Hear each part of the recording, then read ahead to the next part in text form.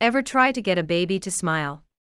It can seem close to impossible, and then suddenly there it is, that elusive, seemingly joyous grin. Well, it turns out those smiles aren't spontaneous, they're strategic. Researchers have found that when babies smile, it's for a reason. They want whoever they're interacting with, typically a parent, to smile back. And they time it just so, a smile here and a smile there. The researchers call it sophisticated timing. The study is in the journal PLOS ONE. The researchers enlisted real mothers and infants and quantified their interactions, which fell into 4 categories. 1. Babies wanted to maximize the amount of time smiling at their mothers. 2. They wanted to maximize the time the mothers smiled at them. 3. They wanted to experience simultaneous smiling, and 4. No smiling at all. By studying when smiles happened and what the subsequent effect was, the investigators were able to figure out that for mothers the goal 70% of the time was to be smiling simultaneously, while for babies 80% of the time they just wanted their mother smiling at them. So mothers want the interaction, while babies just want to be smiled at. So your baby may not be able to feed itself, talk, or even turn over yet. But when it comes to smiles, babies seem to know exactly what they're up to.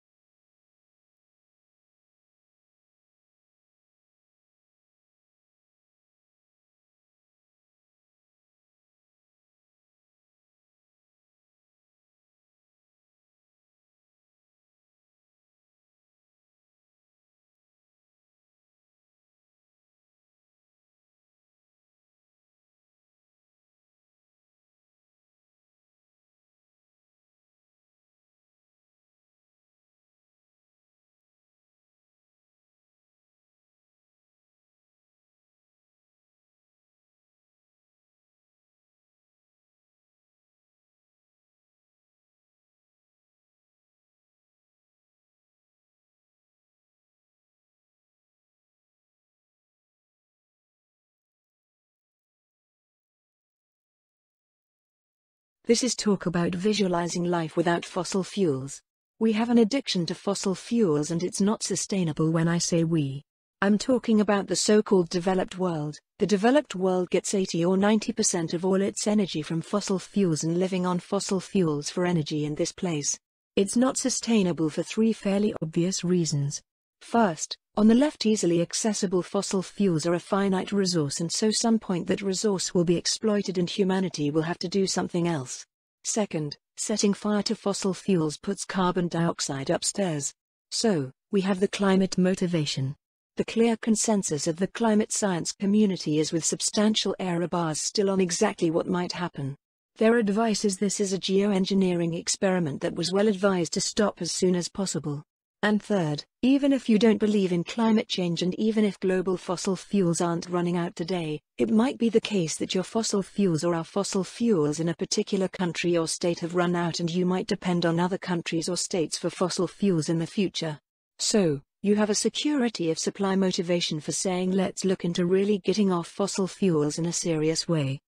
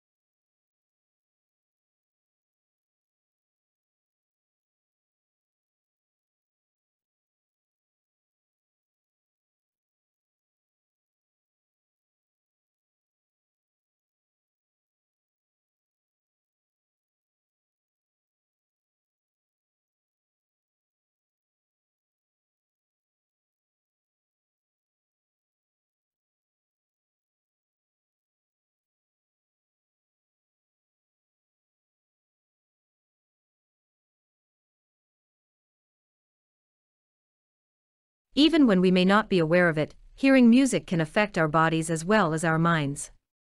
But are the physiological effects of music unique to one culture, or are they more general?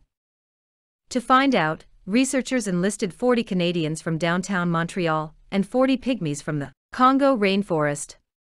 All the volunteers listened to musical clips from the movies Psycho, Star Wars and Schindler's List, and to music from Pygmy culture.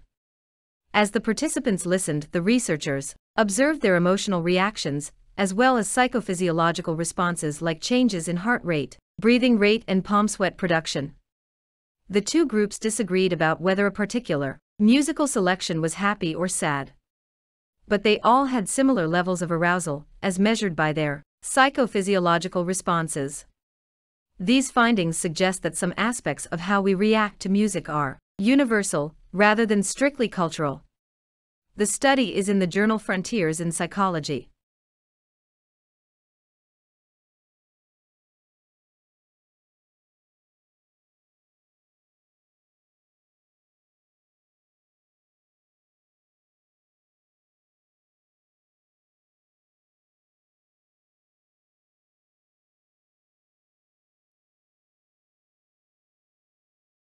I hate the sight of blood. Looking at it makes me go all weak at the knees.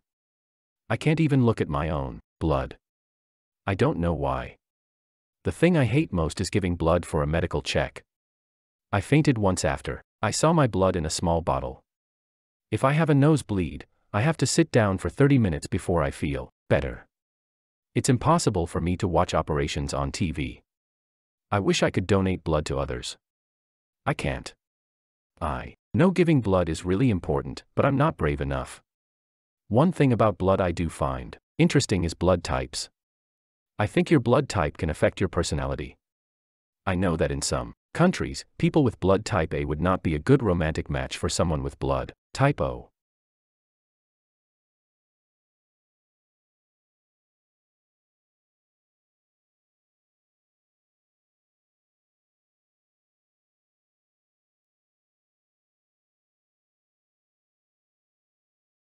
The year 2020 has been a tumultuous one for educators. Hundreds of thousands of teachers across the globe had to get to grips with online platforms to deliver their lessons. Millions of students were stuck at home doing their lessons via websites like Zoom. This has created an unprecedented transformation in education as technology has taken center stage. The quality of education differed around the world. According to the quality of internet connections, the level of preparedness of teachers and their competence in engaging with the technology. It also depended on what kind of devices students had at home. Many students were deprived of lessons because they had no computer, tablet, or smartphone.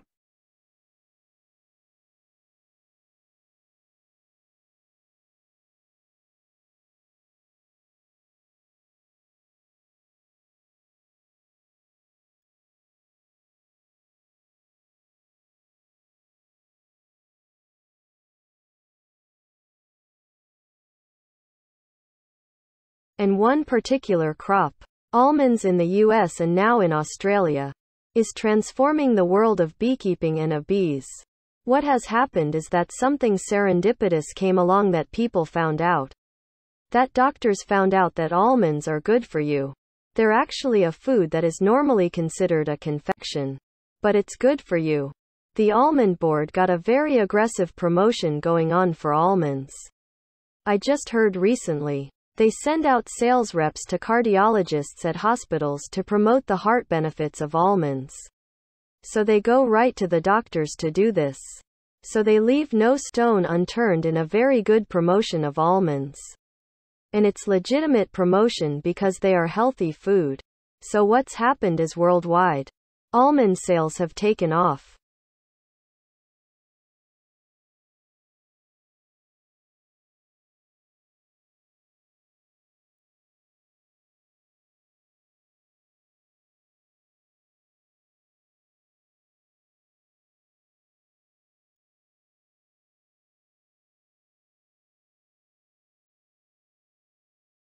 Obviously, this is all relevant to your final assignment.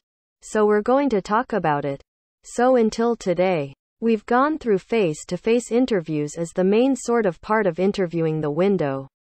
Today we're going to have a look at going to use an email and why they work, why they don't necessarily work, and what are the challenges and some of the things that we need to be understanding.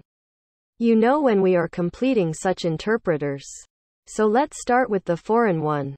Obviously, there are a few benefits to them, and they are listed there up on that slide. It's obviously less stressful for those of you who might be a little bit anxious about interviewing.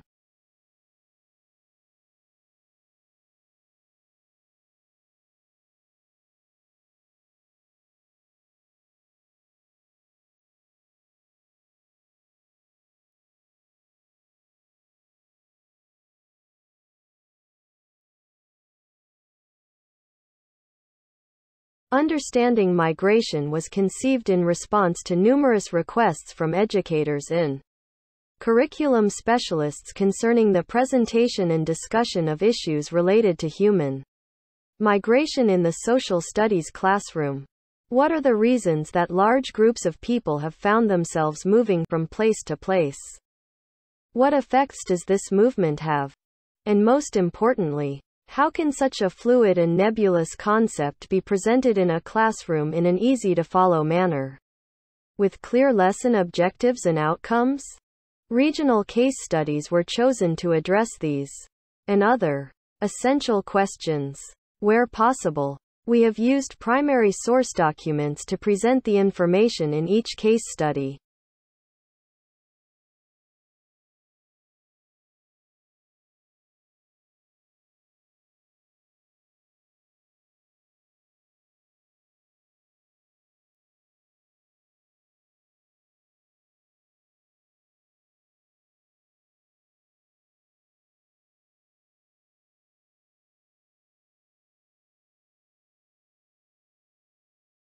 It seems to me that architecture is pretty much something that causes us both pleasure and trouble. I live in the part of Western London where I think many of the streets are really ugly, and this distresses me every time when I walk to a supermarket or walk to the tube. I do not understand why they built those buildings without architecture. A bad building has a serious impact on the people around it, which could be hundreds of years. It lasted so long, and if you write a bad book or a bad play, I will be shocked when it was shown. Suppose the book arose a little bit from the frustration, and then I realize if you talk about architecture, you will say why building are not more beautiful. Then you will say I can use such work as beauty, which is a really arrogant word. And no one knows what beautiful is. It's all in the eye of the beholder. I couldn't help but think about that actually. Well, you know that we all attempt to agree that Rome is nice than Milky Kings, and San Francisco has the edge of Frankfurt, so we can make that sort of generalization. Surely they are something we can say about why a building works or why it doesn't. So the books really attempt to suggest why architecture works when it does and what might go wrong when it doesn't work.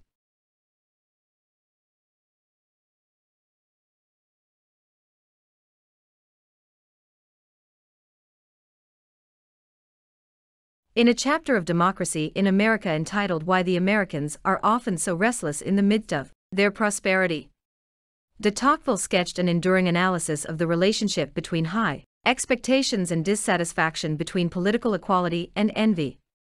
He wrote, "When all the prerogatives of birth and fortune have been abolished, when every profession is open to everyone, an ambitious man may think it is easy to launch himself on a great career, and feel that he has been called to no common destiny. But this is a delusion which experience quickly corrects. When inequality is the general rule in society, the greatest inequalities attract no attention. But when everything is more or less level, the slightest variation is noticed. That is the reason for the strange melancholy often haunting inhabitants of democracies in the midst of abundance, and of that disgust with life, sometimes gripping them even in calm and easy circumstances."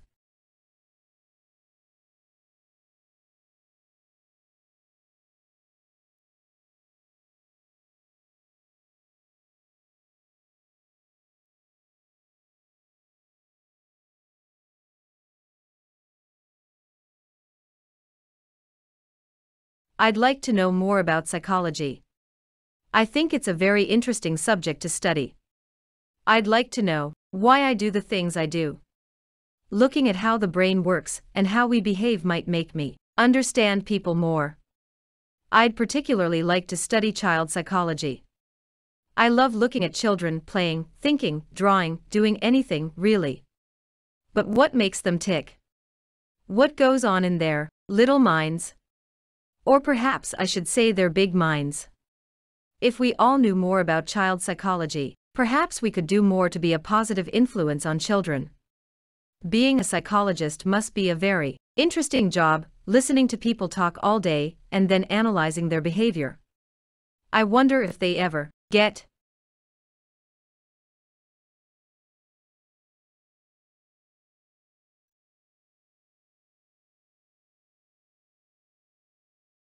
It's been suggested that we get rid of the study of humanities altogether. Some say studying subjects like history, philosophy, politics, literature, anthropology, and so on, has no intrinsic value, and why should we waste time and energy on courses of study that won't lead directly to a cut and dried career? They say that what the world needs now is specialists, not generalists. Well, I have to say, I couldn't disagree more. Of course, we want to produce well-informed, literate, highly functioning citizens who make solid contributions to society. That's an idea that still holds sway, but that's not the reason that I believe studying the humanities is valuable. People who study a breadth of topics and who have a diverse range of interests are actually better problem solvers. This broad education means they can approach an issue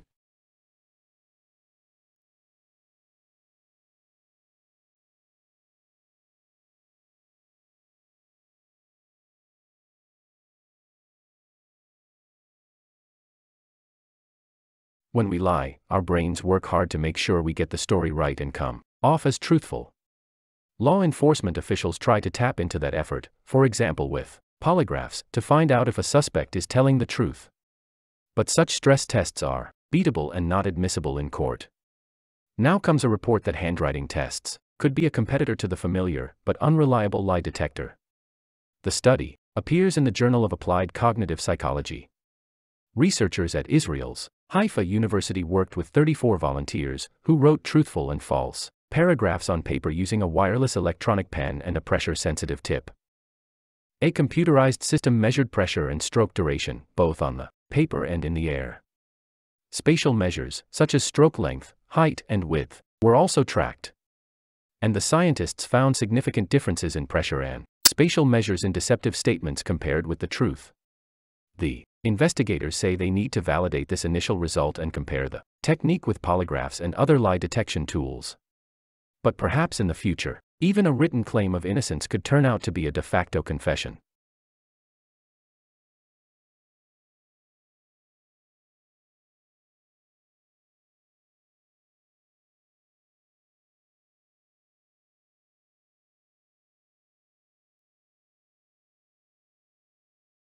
Just when you thought you'd heard everything, scientists have found that the reason you can hear everything, including things that are very quiet, is because your ears have tiny tube-like motors that mechanically amplify sounds.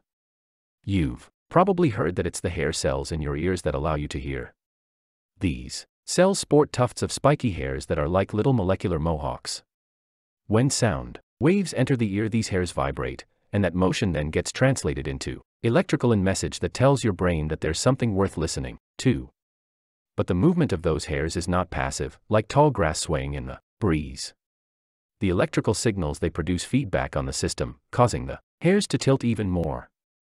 It's that so-called flexoelectric effect that boosts the audio signal and amplifies the sound, findings published in the April 22 issue of the journal Public Library of Science 1.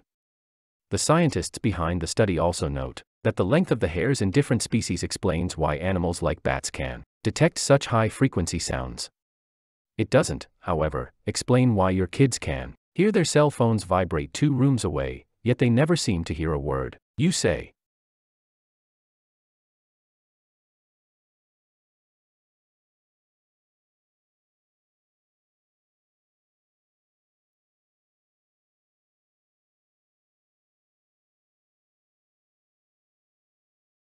In the solar system, many planets have rings, Saturn's rings are the most spectacular planetary ring.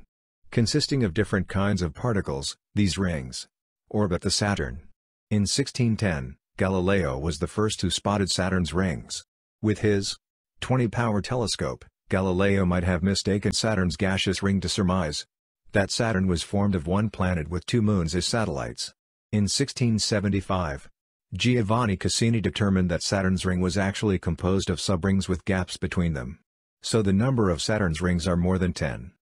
Other planets like Venus, Jupiter, Neptune, Uranus also have rings but not as many as Saturn. Finally, scientists conducted that these rings are formed as a result of gravitational field.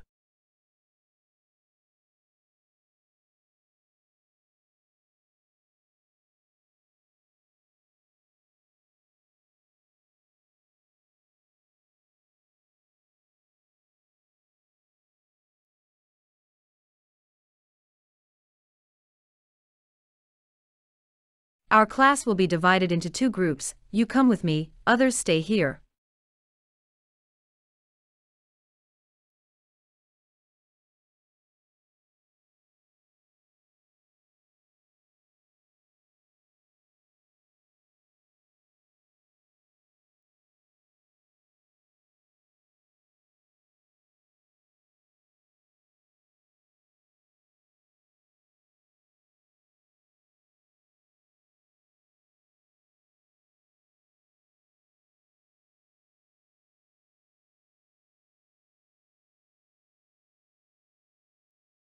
There will be a conference here next summer on using the web for academic research.